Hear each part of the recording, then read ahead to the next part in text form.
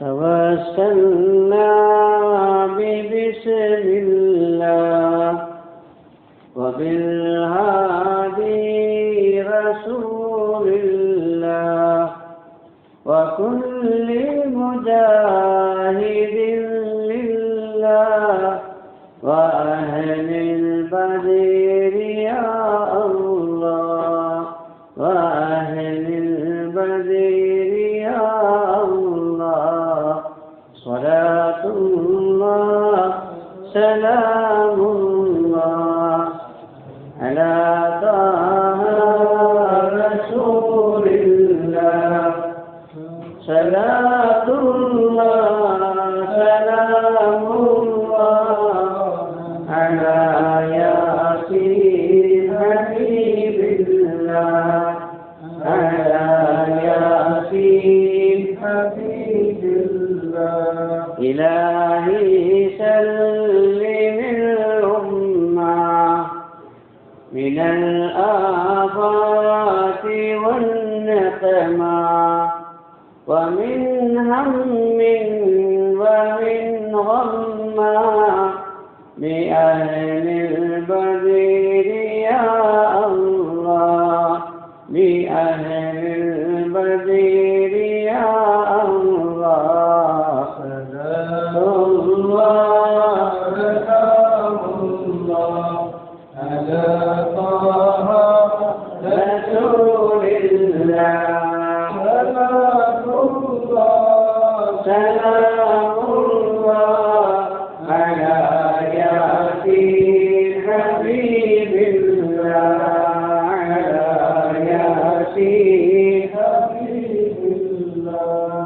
السلام عليكم ورحمة الله وبركاته. الحمد لله رب العالمين عدد خلقه وزنة عرشه ورضا نفسه ومداد كلماته. سبحانك لا علم لنا إلا ما علمتنا إنك أنت العليم الحكيم. اللهم صل على سيدنا محمد وعلى آل سيدنا محمد وبارك وسلم عليه. أشهد أن لا إله إلا الله وأستغفر الله وأسألك الجنة وأعوذ بك من النار. அளவற்ற அருளாளன் நிகரற்ற அன்புடையோன் எல்லாம் வல்ல அல்லாஹுவின் திருப்பெயரால் துவக்கம். அல்லாஹுவை பயந்து நடந்து கொள்ளும்படி வாழ்வின் எல்லா நிலைகளிலும் தக்வாவுடைய வாழ்க்கையை மேற்கொள்ளும்படி முதலாக எனக்கும் உங்களுக்கும் உபதேசம் செய்து கொள்கிறேன். ரப்புல் ஆலமீன் நம்மையும் நம்மை சார்ந்தவர்களையும் அவனால் ஒப்புக்கொள்ளப்பட்ட நல்லவர்கள் நாதாக்கள் பாக்கியவான்கள் கூட்டத்தில் சேர்த்து அருள் புரிவானார். நம்மையும் நம்மை சார்ந்தவர்களையும் அவனால் நிராகரிக்கப்பட்ட அபாக்கியவான்கள் கூட்டத்தில் சேர்க்காதிருப்பான். கண்மணி நாயகம் ரசூலே கரீம் ஸல்லல்லாஹு அலைஹி வஸல்லம் அவர்களுடைய அருள் பெயர் முஹம்மது. நமக்கு தெரியும், முஹம்மது என்ற அந்த திருநாமம் மிக பிரபல்யமானது, உலகத்திலே பிரசித்தி பெற்ற ஒரு திருநாமம். ஏனென்றால் உலகத்திலேயே அதிகமான முறையில் வைக்கப்பட்ட பெயர் எது, அதிகமான பிள்ளைகளுக்கு குழந்தைகளுக்கு வைக்கப்பட்ட பெயர் எது என்று ஒரு ஆய்வு நடத்தப்பட்டது. அதில் முதலிடத்தில் இருப்பது முஹம்மது என்ற திருநாமம். அந்த அளவிற்கு அது பிரசித்தி பெற்ற ஒரு பெயர், பாக்கியமான ஒரு பெயர். அந்த பெயர் வைக்காத முஸ்லிம்கள் இருக்க மாட்டாங்க. எந்த பெயர் வைத்தாலும் அந்த முஹம்மது ஸல்லல்லாஹு பேரை சேர்த்து தான் என்ன செய்வாங்க. நாம் சுருக்கத்திற்காக ரெண்டாவது பேரை சொல்லலாம், ஆனால் பேர் என்னன்னு கேட்கும் பொழுது அந்த முழு பேரை சொல்லணும். அதுதான் பாக்கியமானது, அதுதான் சிறப்பானது. அந்த முஹம்மதுங்கிற அந்த திருநாமத்தை அல்லாஹ் குர்ஆனிலே எத்தனை இடத்துல சொல்லியிருக்கிறான்? 4 இடத்துல சொல்லியிருக்கிறான். அந்த 4 இடத்திலையும் ஏன் சொன்னான் என்பதற்கான காரணத்தை நாம் பார்த்து வருகிறோம். அதனுடைய பின்னணியை நாம் தெரிந்து வருகிறோம். அந்த வகையில் 2 இடங்களை நாம் பார்த்திருக்கிறோம் இல்லையா? மூன்றாவது நாம் பார்க்க இருப்பது மகான முஹம்மதுன் அபா அஹதின் மின் ரிஜாலிக்கும் வலாக்கின் ரசூலுல்லாஹி வ காத்தமன் நபிய்யீன் வ கான அல்லாஹு பிகுல்லி ஷைஇன் அலீமா. சூரத்துல் அஹ்ஸாபில் இந்த வசனம் இடம்பெற்றிருக்கிறது. முஹம்மது ஸல்லல்லாஹு அலைஹி வஸல்லம் அவர்கள் உங்களில் எந்த ஆணுக்கும் தந்தை இல்லை, அவர்கள் காத்தமுன் நபியின், அதாவது இறுதி நபியாக இருக்கிறார் என்று அல்லாஹ் இந்த வசனத்தில் 2 செய்தியை சொல்லுகிறான். ஒன்று, அவர்கள் இறுதி நபி, அவர்களுக்கு பிறகு என்ன இல்லை, நபி இல்லை. 2வது, அவர்கள் எந்த ஆணுக்கும் தந்தை இல்லை. இங்கே நாம் வழங்கிக் கொள்ள வேண்டும், ரஜுல் என்ற வார்த்தை பயன்படுத்தப்பட்டிருக்கிறது. ரஜுல் என்று சொன்னால் எந்த ஆணுக்கும், மனிதன் என்று சொன்னால் அது ஆணையும் எடுத்துக்கொள்ளும் பெண்ணையும் எடுத்துக்கொள்ளும். அதற்கு பொதுவான பெயர் இன்சான். ஆனால் அந்த இன்சானிலேயே ரஜுல் என்று சொன்னால் ஆண், இம்ரஅத் என்று சொன்னால் அது பெண். இந்த இடத்துல ஆணுக்கு, எந்த ஆணுக்கும் அவர்கள் தந்தை இல்லை என்று சொல்கிறார். ஆனால் நமக்கெல்லாம் தெரியும், நபி ஸல்லல்லாஹு அலைஹி வஸல்லம் அவர்களுக்கு ஆண் குழந்தையும் இருந்தது, பெண் குழந்தையும் இருந்தது. 4 ஆண் குழந்தைகள் பிறந்தன இல்லையா? காசிம் என்ற ஒரு பேர், தாஹிரு, முத்தஹிரு, அப்புறம் இப்ராஹிம் என்று 4 ஆண் மகவு அவர்களுக்கு பிறந்தது. அப்படின்னா அந்த 4 ஆண்களுக்கும் அவர்கள் தந்தை தானே, அல்ல தந்தை இல்லை என்று சொல்கிறானே என்றால், நாம் அந்த அரபியினுடைய அந்த மொழியினுடைய பயன்பாட்டை நாம் தெரிந்து கொண்டால் இதை ஒரு சந்தேகமாக, ஒரு கேள்வியாக நாம் கேட்க மாட்டோம். ஆண் என்பது அதிலே பல நிலைகள் இருக்கிறது. குழந்தை இல்லையா, சிறுவன், இப்படி பல நிலைகள் இருக்கிறது. ஒரு மனிதன் ஆணாக இருந்து அவன் வயதுக்கு வந்த பிறகுதான் அவனுக்கு ரஜுல் என்று பெயர் வரும். ரஜுல் சொன்னால் ஆண்.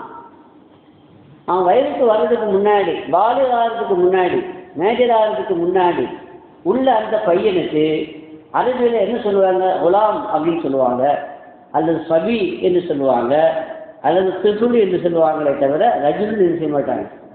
ஆண் அப்படின்னா ஆணுத்துவம், அதாவது ஆணுத்துவம் உள்ளவன் என்று சொன்னால் எதற்கு சொல்லுவது, அவன் பாலிகாகிவிட்டான், ஆணாக ஆகுவதற்குரிய அந்த முழுமையை அவன் அடைந்து விட்டான் என்று அர்த்தம்.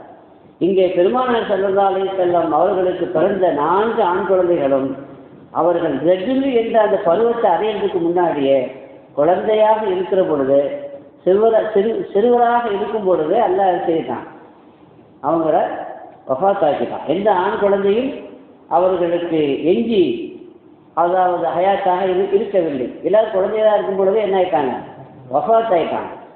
ஒருவேளை குழந்தையாக இல்லாமல் அல்லாஹ் வஃபாத் ஆக்காம அவங்க 4 பேருமோ அல்லது 4ல் ஒரு ஆளுமோ இருந்தால், ஒரு நபியினுடைய மகன் இருக்கும் பொழுது அந்த நபிக்கு பிறகு அவர் நபியாக ஆகணும்ல, அவருக்கு அந்த நபுவத்துங்கிற அந்த பட்டத்தை, அந்த பதவியை கொடுக்க வேண்டியது வரும். இல்லை என்றால் நபியினுடைய அந்தஸ்துக்கு அது பொருத்தமானது அல்ல. இப்ராஹிம் நபியுடைய மகன் இஸ்மாயில் நபியாக இருக்கிறான், இஸ்ஹாக்கு நபியாக இருக்கிறான். இஸ்ஹாக் நபியுடைய மகன் யாக்கூப் அலைஹிஸ்ஸலாம் நபியாக இருக்கிறான். யாக்கூப் அலைஹிஸ்ஸலாமுடைய மகன் யூசுப் அலைஹிஸ்ஸலாம் நபியாக இருக்கிறான். இப்படி மற்ற நபிமார்களுடைய மகன் நபியாக இருக்கும் பொழுது ரசூலுல்லாஹி ஸல்லல்லாஹு அலைஹி வஸல்லம் அவங்களுடைய மகன் நபியாக இல்லை அப்படின்னா அது ஒரு வகையாக இருக்குது இல்லையா? அப்படி ஒரு நிலை வரக்கூடாது என்பதற்காகத்தான் நபித்துவம் நிறைவு பெற்று விட்டது பெருமானாரோடு. கடைசியாக அவங்க தான் நபி, அவங்களுக்கு பிறகு யாரும் என்ன இல்லை, நபி இல்லை. அப்படி அவனாவது தன்னை நபின்னு சொன்னால் அவன் காஃபிர். ரசூலுல்லாஹி ஸல்லல்லாஹு அலைஹி வஸல்லம் அவர்களுக்கு பிறகு தன்னை யாராவது நபி என்று வாதிட்டால் அவன் காஃபிர். அப்படி வாதிடக்கூடிய நபியை நபி என்று ஒப்புக்கொண்டால் அவனும் காஃபிர். இது மார்க்கத்தினுடைய நிலைப்பாடு. அதனால தான் அல்லாஹ் 2ஐயும் சேர்த்து சொல்றான், எந்த புருஷனுக்கும் ரசூலுல்லாஹி ஸல்லல்லாஹு அலைஹி வஸல்லம் தந்தை இல்லை, எந்த ஆண் பிள்ளைகளுக்கும் தந்தை இல்லை.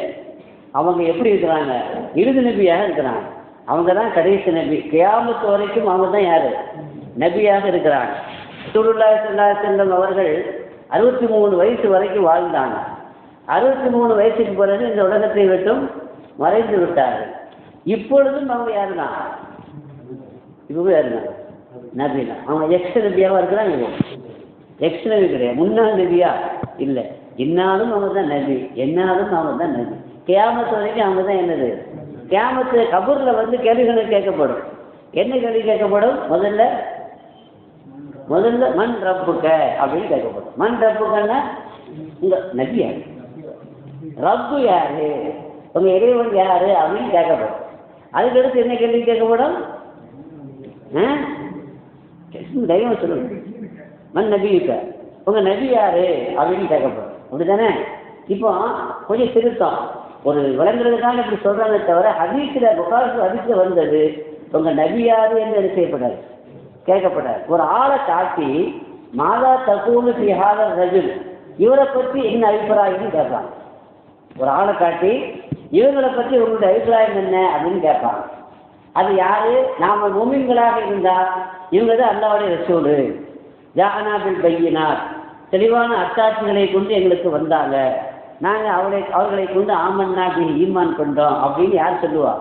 அவர்களை கொண்டு ஈமான் கொண்டவர்கள், அதில் யக்கீன் உறுதி உள்ளவர்கள் அப்படி சொல்லுவாங்க.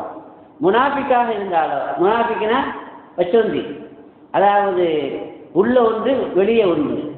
வெளியில் வந்து ஒரு பேச்சு பேசுவாங்க, உள்ள வேற ஒரு நிலைப்பாடு அவங்களுக்கு இருக்கும். அவங்க வந்து ரசூலுல்லாஹ் பேருக்கு தான் முஹம்மது ரசூலுல்லாஹ் அப்படின்னு சொன்னாங்களே தவிர உள்ளத்தால் அவங்க என்ன செய்யலை. ஒரு மூமின் எப்பொழுது உண்மையான மூமினாக ஆகுவான் என்றால் ஷஹாதத்து கலிமாவை வாயால் சொன்னால் மட்டும் பத்தாது, உள்ளத்தால் நம்பி என்ன செய்யணும், வாயால் சாட்சி சொல்லணும். அப்போ முனாஃபிக்காக இருந்தால் அல்லது அறவே ஏற்றுக்கொள்ளாத காஃபிராக இருந்தால் அவங்களுக்கு இவங்க யாரு தெரியுமா என்று கேட்டால் ஹாய் ஹாய் அவங்க சொல்லக்கூடிய பதில் என்ன? ஹாய் ஹாய், எனக்கு தெரியலையேடா, அது யாருக்கும் தெரியலையே அப்படின்னு பார்க்கலாம். முனாஃபிக்குன்னு சொன்னால் என்ன சொல்லுவான்னா, கேள்விப்பட்டிருக்கிறோம், என்னது நாங்கள் கேள்விப்பட்டிருக்கிறோம், இவங்களை பற்றி நபின்னு சொல்லுவாங்க, முஸ்லீம்களை நபின்னு சொல்லுவாங்க அப்படின்னு சொல்லுவாங்க. இவங்க நபின்னு கேட்டாங்க கோபத்தம். இப்போ உங்கள் நபி யாரு, உங்கள் ரசூல் யாருன்னு கேட்கும் பொழுது நம்ம யாருக்கா பதில் சொல்லணும்? ரசூலுல்லாஹி நம்ம எக்ஸ் நபின்னு சொல்லுவாங்க. முன்னாள் நபியாக இருந்தால் அந்த கேள்விக்கு அந்த பதில் சொல்ல முடியுமா? அதனால இப்பவும் அவங்க தான் எப்படி இருக்கிறாங்க, கியாமத்திற்கு அவங்க தான். அதனால அவங்க காத்தமும் நபிமார்கள்லையே கடைசியாக வந்தவங்க, அவங்களுக்கு ஒரு நுபுவத்துங்கிறது இல்லை. இதைத்தான் அல்லாஹ் சொல்றான், எந்த ஆண் மகனுக்கும் ரசூலுல்லாஹ் தந்தை இல்லை. அப்படி ஆண் மகன் இருந்திருந்தால் அவங்க நபியாக இருப்பாங்க, ஆனால் நபியாக இருக்க முடியாது. ஏன்னா ரசூலுல்லாஹ் தான் காத்தமும் நபியின் என்று இந்த வசனத்திலே அல்லாஹ் சொல்றான். இந்த வசனம் இறங்கியதற்கான சபபு நுஸூல் பின்னணி என்ன என்றால் அது ஒரு நீண்ட வரலாற்றை தொடர்புடையதாக இருக்கிறது. அது என்ன வரலாறு அப்படின்னா, ரசூலுல்லாஹி ஸல்லல்லாஹு அலைஹி வஸல்லம் தங்களுடைய முறைப்பொன் மாமி மகள் ஸைனப் பின்த் ஜஹ்ஷ் ரலியல்லாஹு அன்ஹா அவர்களை தங்களுடைய அடிமையாக இருந்து தங்களால் விடுதலை செய்யப்பட்ட ஸைத் இப்னு ஹாரிஸா ரலியல்லாஹு அன்ஹு அவங்களுக்கு கல்யாணம் பண்ணி கொடுத்தாங்க. ஸைனப் வந்து யாரு? ரசூலுல்லாஹ்வுக்கு முறைப்பொன் மாமி மகள். அதாவது அவங்களுடைய தாயார் யாருன்னா உமைமா. உமைமா யாருன்னா அப்துல் முத்தலிபுடைய மகள். அப்துல் முத்தலிபுடைய மகள் உமைமா அப்படிங்கிறவங்க ரசூலுல்லாஹ்வுடைய அத்தாவுடைய வாப்பாவுடைய சகோதரி. பாப்பாவுடைய சகோதரி தான் நமக்கு ஏறப்போ, அது அவங்களுக்கு யாரு? மாமி. அப்போ மாமியுடைய மகள்ங்கிறது முறைப்பொன் தானே. அந்த முறைப்பொன் ஸைனப் பின்த் ஜஹ்ஷ் குறைஷி குலத்தை சார்ந்தவங்க இல்லையா, இதே ஹாஷிமி குலத்தை சார்ந்தவங்க, கோத்திரத்தை சார்ந்தவங்க. இப்போ ரசூலுல்லாஹி ஸல்லல்லாஹு அலைஹி வஸல்லம் ஒரு நாள் வீட்டுக்கு போய் பெண் கேட்க போனாங்க. யார? ஸைனப் ரலியல்லாஹு அன்ஹாவை பெண் கேட்க போனாங்க. அங்கே உள்ளவங்க நினைச்சிட்டாங்க தங்களுக்கு தான் பெண் கேட்க வந்திருக்கிறாங்க அப்படின்னு நினச்சிக்கிட்டு ரசூலுல்லாஹி ஸல்லல்லாஹு அலைஹி வஸல்லம் தங்களுக்கு தான் நம்முடைய ஸைனபை கேட்டு வந்திருக்கிறாங்க அப்படின்னு நினச்சிக்கிட்டு சந்தோஷப்பட்டாங்களாம். ஆனால் அப்புறம் சொன்னால் எனக்கு நான் கேட்கல, என்னுடைய வளர்ப்பு மகன் ஸைத் ரலியல்லாஹு அன்ஹு அவர்களுக்கு கேட்குறேன்னு சொன்னாங்களாம். அவர் ஸைனப் ரலியல்லாஹு அன்ஹுவுக்கு அது பிடிக்கல. நீங்களா இருந்தால் ஓகே, ஸைத் எனக்கு இஷ்டம் இல்லைன்னு சொன்னாங்க. வீட்டில் உள்ள அவங்க சகோதரருக்கு என்ன இல்லை, இஷ்டம் இல்லை. மனசில் சில பேருக்கு சில பேர் மேலே ஒரு பிரியம் வரும், சில பேர் மேலே பிரியம் வராது. அது என்ன காரணத்தினால பிரிய வருது, எந்த காரணத்தினால அது வெறுப்பு வருதுங்கிறது நம்ம சொல்ல முடியாது. ஒவ்வொரு ஆளுக்கும் ஒவ்வொரு மனசில் ஏற்படுகிற அந்த எண்ணங்கள், அதனுடைய விளைவுகள். அந்த இடத்துல எனக்கு வேண்டாமேன்னு சொல்லிட்டான். ஆனால் அல்லாஹ் அடுத்த ஆயத்திரைக்கிட்டான், அம்மா கானவி முஹ்மினின் வலா முஹ்மினத்தின் இதா கதல்லாஹு வ ரசூலுஹு அம்ரன் ஐயக்கூன லஹுமுல் கைரா. எந்த மூமினான ஆணுக்கும் எந்த மூமினான பெண்ணுக்கும் அல்லாஹ் ரசூல் ஒரு முடிவு எடுத்து சொல்லிட்டா அவங்களுக்கு சாய்ஸ் கிடையாது, வேற ஆப்ஷன் அவங்களுக்கு கிடையாது. அவங்க என்ன சொன்னாங்கன்னா அதை கண்டிப்பாக என்ன செய்ய தான் ஆகணும், கேட்டுதான் ஆகணும். இந்த பெண்ணை நீ கல்யாணம் பண்ணு அப்படின்னு உத்தரவா சொன்னா கல்யாணம் பண்ணி தான் ஆகணும். இந்த மாப்பிள்ளையை நீ ஏற்றுக்க அப்படின்னு பெண்ணிடத்துல சொன்னா அதை ஏற்றுத்தான். ஆலோசனையா சொன்னா அது வேற விஷயம். ஆனா இது வந்து நினைக்கிறாங்க உத்தரவா சொல்றாங்க என்று வருகிற பொழுது உம்மத்தில் உண்டான எந்த ஆணுக்கும் எந்த பெண்ணுக்கும், மூமினான ஆணுக்கும் பெண்ணுக்கும் அதற்கு மாற்றமான கருத்து இருந்தாலும் கூட அதை சொல்வதற்கு அனுமதி இல்லை. அப்படி சொன்னா அவங்க யாரும் இல்லை, மூமின் இல்லை என்று கடுமையான வார்த்தை பிரயோகம் அங்கே செய்துவிட்ட காரணத்தினால ஜெயினப் ரலியல்லாஹு ஒத்துக்கிட்டாங்க, இந்த கல்யாணத்தை ஒத்துக்கிட்டாங்க. ஜெயிது யாரு அப்படின்னா ரசூலுல்லாஹி ஸல்லல்லாஹு அலைஹி வஸல்லம் வளர்க்கும் மகன், ரொம்ப பிரியமான பிள்ளை. ஏன்னா அந்த வரலாறு பெருசு. அவங்க வந்து உண்மையில அசல்ல வந்து அவங்க யாருன்னா அடிமை அல்ல, ஒரு நல்ல குடும்பத்தை சார்ந்த ஒரு பெரிய வசதியான ஒரு குடும்பத்தில் உண்டான ஒரு பிள்ளை தான். அரபு குழுக்கள் இடையில மோதிக்குவாங்க. இவங்க பெரியவங்க அங்கே போய் தாக்குவோம், அவன் இங்கே வந்து தாக்குவான். அப்படி தாக்கும்போது சில பேர் கொல்லப்படுவான். அங்கே இருக்கிற பிள்ளைகளையும் பெண்களையும் பிடிச்சி போயிடுவாங்க, கைதியாக பிடிச்சி போயிடுவாங்க. அந்த அடிப்படையில் ஜெயிது ரலியல்லாஹு அன்ஹு அவங்க அந்த நேரத்தில் அவங்க அம்மாவுடைய ஊருக்கு, அவங்க அம்மா கூட போயிருந்தாங்க. அந்த ஊரில் உண்டான அந்த மக்களை எதிர்த்து இன்னொரு அரபு குழு சண்டைக்கு வந்து சண்டை போட்டு அதில் வந்து நிறைய சேதத்தை உண்டாக்கி ஜெயிதுங்கிற பிள்ளையை கூப்பிட்டு கைதியாக அரெஸ்ட் பண்ணி கொண்டு போயிட்டாங்க. அரெஸ்ட் பண்ணி கொண்டு போனால் என்ன செய்வாங்க, சந்தையில் விற்பாங்க. அப்படி சந்தையில் விற்கும் பொழுது, மக்காவுடைய சந்தையில் விற்கும் பொழுது அந்த குழந்தைய வாங்கினது யாருன்னா ஹக்கீம் இப்னு ஹிஸாம் என்பவர் வாங்கினார். ஹக்கீம் இப்னு ஹிஸாம் யாருன்னா கதீஜா நாயகியுடைய சொந்தக்காரர். கதீஜா நாயகி வந்து இவங்களுக்கு மாமி வரும். யாருக்கு? ஹக்கீமுக்கு மாமி வரும். அவங்க அந்த ஜெயிலுங்கிறவரை ரசூலை வாங்கி அடிமையாக வாங்கி கதீஜாவுக்கு அன்பளிப்பாக கொடுத்தாங்க, வேலைக்கு வச்சுட்டாங்க அவங்க பணிவிடைக்கு. கதீஜா நாயகி என்ன பண்ணாங்க, ரசூலுல்லாஹ்வுடைய செல்வத்துக்காக வேண்டி ரசூலுல்லாஹ்ட்ட கொடுத்துட்டாங்க. ரசூலுல்லாஹ்ட்ட கொடுத்த உடனே அவங்க என்ன பண்ணாங்க, நீ அடிமை இல்லை, நான் உரிமை விடுறேன், உன்னை விடுதலை செய்யன்னு சொல்லி சுதந்திர பூசக்காக அவங்க என்ன செஞ்சுட்டாங்க, ஆக்கிக்கிட்டாங்க. இப்போ இந்த நிலையில ஜெயிதுடைய அத்தாவுக்கு கேள்விப்பட்டு, மக்காவிடத்துல பையன் இருக்கிறாரு, இந்த முகமது இடத்துல அவங்கள்ட்ட இருக்கிறாங்கன்னு கேள்விப்பட்டு அவங்களும் அவங்களுடைய சகோதரரும் நம்ம என்ன விலை கொடுத்தாலும் அந்த பிள்ளைகளை நினைச்சிருந்தாங்க. இது வரைக்கும் எங்கே இருக்கிறாங்கன்னு தெரியாமல் இருந்துச்சு. மக்காவுக்கு வந்தவங்க ஜெயிலை பார்த்துட்டு அங்கே சொல்லிட்டாங்க. உடனே அவங்க 2 பேரும் என்ன செய்யறாங்க, புறப்பட்டு மக்காவுக்கு வந்துட்டாங்க. முகமது ரசூலுல்லாஹி அவங்கள்ட்ட போய் எங்கள் பையன் அங்கே இருக்கிறாரு, உங்கள்கிட்ட நாங்கள் என்ன விலை சொன்னாலும் நாங்கள் என்ன செய்யறோம், தர்றோம், எங்கள் பையனை எங்கள்கிட்ட கொடுத்துருங்க அப்படின்னு. அப்போ ரசூலுல்லாஹி சொன்னாங்க, விலையெல்லாம் வேண்டாம், காசுலாம் வேண்டாம், உங்கள் பையனை கூப்பிடுறேன், நீங்கள் அவங்கள கூப்பிடுங்க, இந்த பையனை, அவர் வந்தாலும் நீங்கள் ஃப்ரீயாகவே கொண்டு போயிருங்க, எனக்கு காசுலாம் தர வேண்டாம், அவர் வரலன்னு சொன்னால் அதுக்கு நான் பொறுப்பு இல்லைன்ட்டாங்க. அப்போ அவங்களை கூப்பிட்டாங்க, ஜெயிலுங்கிற பையனை கூப்பிட்டாங்க. கூப்பிட்டப்போ இது யாருன்னு தெரியலான்னு கேட்டாங்க. தெரியாமல் இருக்குமா, அத்தா யாருன்னு தெரியாமல் இருக்காது, அத்தாவுடைய சகோதரர் சச்சா அவரும் தெரியாமல் இருக்காது, இவரு என்னுடைய அத்தா, இவர் என்னுடைய சச்சான்னு சொன்னார் அந்த பையன். அப்போ அவங்க கூப்பிட வந்துருக்காங்கப்பா, உன்னை கூட்டிகிட்டு போக வந்துருக்குறாங்க, நீ போறாருன்னா நீ என்ன செய்ய, அவங்களோட போ அப்படின்னு. அப்போ அந்த குழந்தை, சின்ன பையன் அத்தா கூப்பிடுறாரு இல்லையா, அதே மாதிரி சச்சாவும் வந்துருக்காரு கூட. சாதாரண சின்ன பையன் கூப்பிட்டு அனுப்பிச்சுவாங்க, சந்தோஷப்பட்டு துள்ளி குதிச்சு ஓடத்தானே செய்வாங்க, போத்தானே செய்வாங்க, அத்தா வந்து கூட வந்துருக்கிறாரு. ஆனால் ஜெயிலு ரலியல்லாஹு சொன்னாங்க, நான் போகல யாரை சொன்னாங்க, நான் உங்களோடையே இருக்கிறேன் அப்படின்ட்டாங்க. ஏன்னா உங்களிடத்தில் நான் பார்த்த எந்த ஒரு நல்லதையும் அதை யாரிடத்தையும் நான் பார்க்க முடியாது. உங்களிடத்தில் நான் கண்ட எத்தனையோ நல்ல விஷயங்களை உலகத்தில் யார்த்தையும் நான் என்ன செய்ய முடியாது. எங்கள் அத்தாவும் வேண்டாம், என் குடும்பமும் வேண்டாம், நீங்களே எங்களுக்கு போதும், நான் உங்களோடய இருந்துக்கிறேன் அப்படின்னு சொன்னால் ரொம்ப சந்தோஷப்பட்டாங்க. அத்தாவே வாண்டான்னு உதவி தள்ளிட்டு ரசூலுல்லாஹ்வை நான் ஏற்றுக்கிறேன்னு சொன்னால், அப்போ சின்ன பிள்ளையா இருந்தாலும் கூட அந்த பிள்ளையுடைய கல்வில ரசூலுடைய அந்த மஹப்பத் எந்த அளவுக்கு ஆழமாக வேரூன்றி இருக்க வேண்டும். ரொம்ப சந்தோஷப்பட்டு என்ன செய்றாங்க, இந்த பிள்ளைய கையை பிடிச்சிக்கிட்டு காபாவுக்கு போய் இன்று முதல் செய்து என்னுடைய மகன் நான் வளர்ப்பு மகனாக தத்தெடுத்துக் கொண்டேன் என்று பகிரங்கமாக சொன்னான். சந்தோஷத்தில் சொன்னான். அன்றிலிருந்து மக்கள் எப்படி அவரை செய்து கூட ஹாரிசா அவர் ஹாரிசாவுடைய மகன் தான் யாரு? ஆனால் ரசூலுல்லாஹி வளர்ப்பு மகனாக தத்தெடுத்துக் கொண்ட அந்த அறிவிப்பு செய்த பிறகு எப்படி கூப்பிட ஆரம்பிச்சாங்க? ஜெய்துபுன் முஹம்மது, ஜெய்துபுன் முஹம்மது என்று கூப்பிட ஆரம்பிச்சாங்க. முகமதுடைய மகன் ஜெய்து என்று தான் அவரை என்ன செய்தாங்க? சின்ன பையனாக இருக்கும்போது அப்படி தான் கூப்பிட்டாங்க. அதுக்கப்புறம் ஒரு ரஜினி பெரிய மனுஷன் ஆகிட்டாரு, அப்பவும் அப்படி தான் என்ன செய்தாங்க? அவரை கூப்பிட்டாங்க. யார் இந்த ஜெய்து அப்படின்னா, ஸல்லல்லாஹு அலைஹி வஸல்லம் தாயிஃபுக்கு போனாங்கல்ல, பிரச்சாரத்துக்கு போனாங்கல்ல, போகும்போது கூட கூட்டு போனது யாரு தான்? இந்த ஜெய்து தான் கூட்டு போனாங்க. அது வரலாறு, நீண்ட வரலாறு. இப்போ அந்த வளர்ப்பு மகனுக்கு தான் பெண் கேட்டு போயிருக்கிறாங்க. அசல ஜெய்து அடிமை இல்லை, சந்தர்ப்ப சூழ்நிலை அடிமையாக்கப்பட்டவங்க. ஆனாலும் ஒரு அடிமை ஆயிருந்தார்ல அப்படிங்கிறதுனாலையும், ரெண்டாவது அவங்க குறைஷி குலத்தினுடைய அந்த குலத்துக்கு எந்த வகையிலும் ஈடாக மாட்டாங்க எந்த காரணத்தினாலையும், ஜெயிது அம்மாவுக்கு ஏதோ ஒரு காரணத்தினால அவங்க மேலே ஒரு இஷ்டம் இல்லை. ஆனாலும் அல்லாஹ் ரசூலுடைய உத்தரவு ஏற்று என்ன செஞ்சுட்டாங்க? கல்யாணம் பண்ணிட்டாங்க. கல்யாணம் பண்ணாலும் அசல்ல என்ன இல்லை? மஹப்பத் இல்லை தானே. அசல்ல மனசுல ஒரு இஷ்டம் இல்லாம தான் கல்யாணம் பண்ணாங்க. அதனால அதனுடைய அந்த அதிருப்தி எல்லா வகையிலும் வெளிப்படும், பல வகையிலும் வெளிப்படும். பேச்சில் வெளிப்படும், நடந்து கொள்கிற விதத்தில் என்ன செய்யும்? வெளிப்படும்.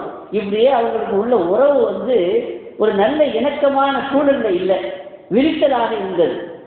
எந்த அளவுக்கு அப்படின்னு சொன்னால், அன்று சொன்னாங்க, யார சூழலா ஜெயினுக்கு என்கிட்ட ஒழுங்காகவே நடந்துக்க மாட்டேங்கிறாங்க, வெடுக்குன்னு பேசுகிறாங்க, மரியாதை இல்லாமல் நடந்துக்கிறாங்க, நான் தலாக் சொல்லிடுறேன் அப்படின்னு சொன்னாங்க. என்ன சொன்னாங்க?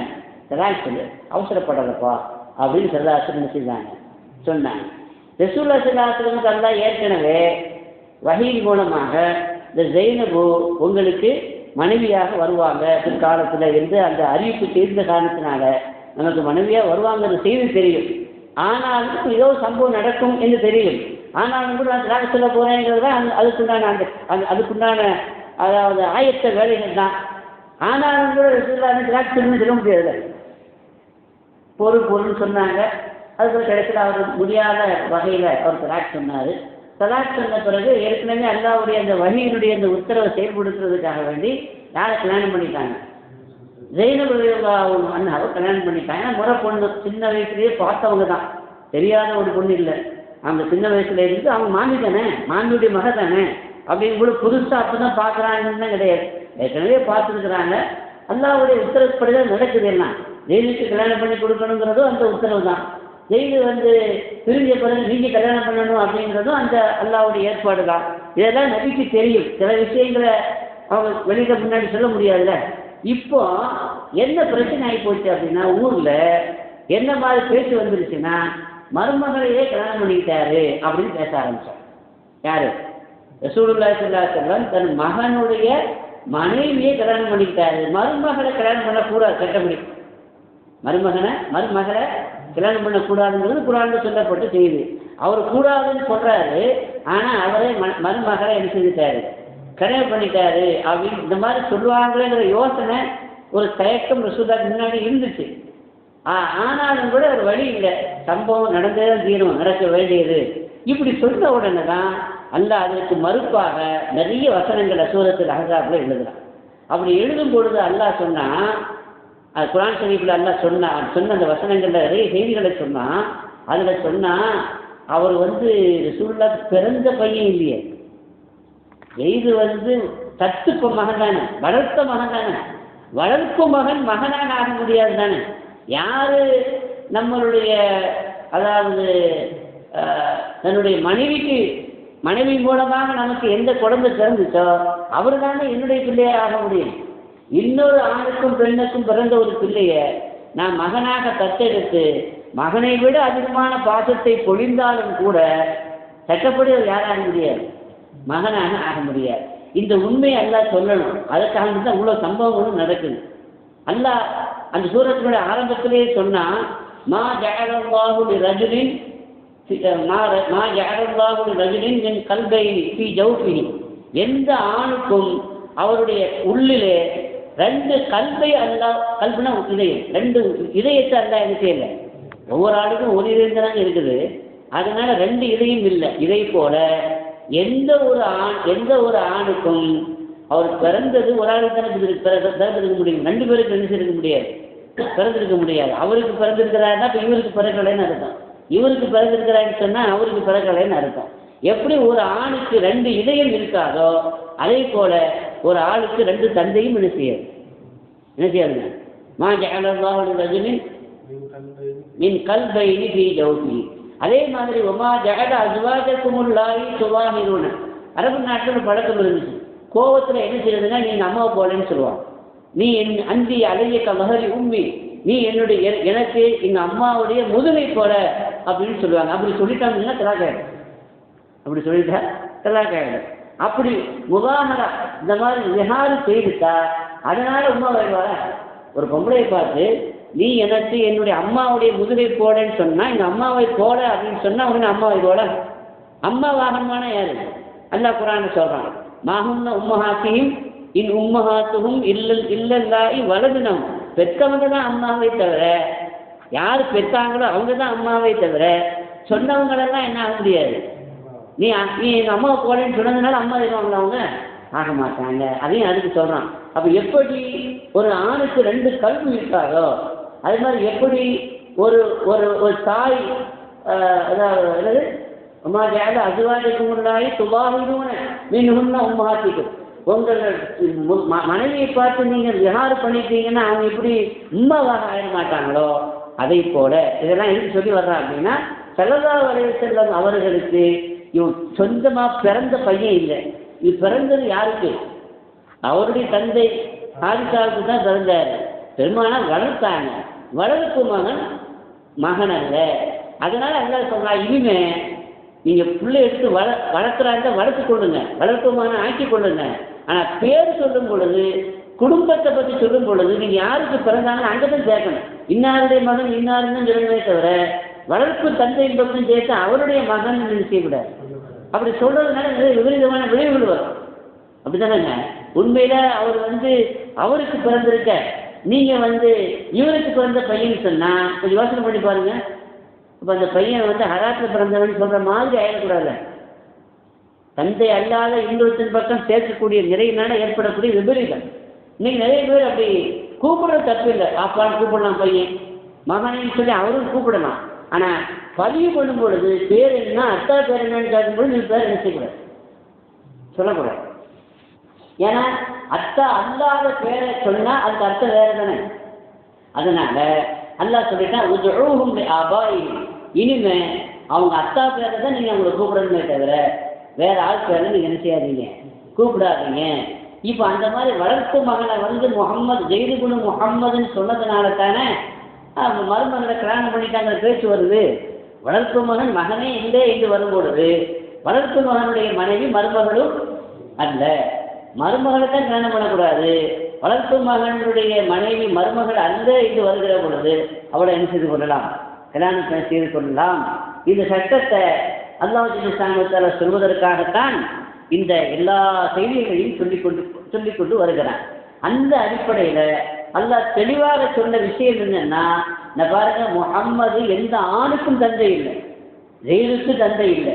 இப்போ ஜெயிலுக்கு தந்தை இல்லை அப்படிங்கும் பொழுது அப்போ அவர் இன்னொருவருக்கு பிறந்தவர், அவர் தான் ஜெயிலுடைய தந்தையை தவிர ஸல்லல்லாஹு அலைஹி வஸல்லம் என்ன இல்லை, தந்தை இல்லை அப்படிங்கிறத சொல்லி, எனவே மருமகள் என்ற அந்த முறை என்ன செய்யாது, வராது என்பதை சொல்லத்தான் இவ்வளவு செய்திகளையும் அல்லாஹ் சொல்லிக் கொண்டு வருகிறார்.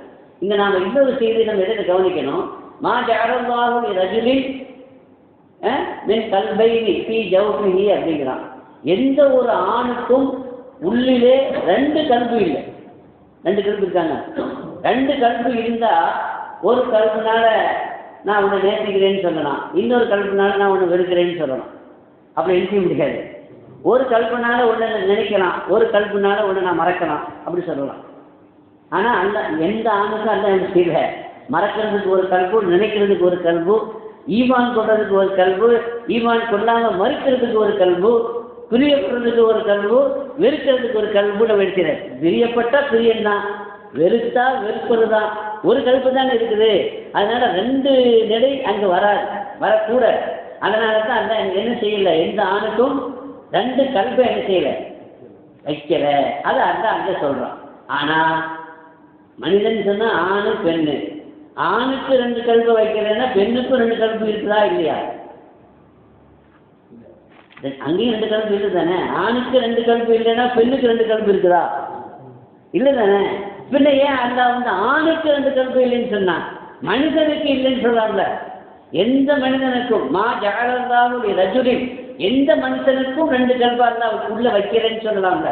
அப்படி சொல்லாம எந்த ஆணுக்கும் 2 கல்பு அல்லாஹ் வைக்கல என்று ஏன் சொன்னா? அப்படின்னா பெண்ணுக்கு 2 கல்பு இருக்குதுன்னு சொல்றானா?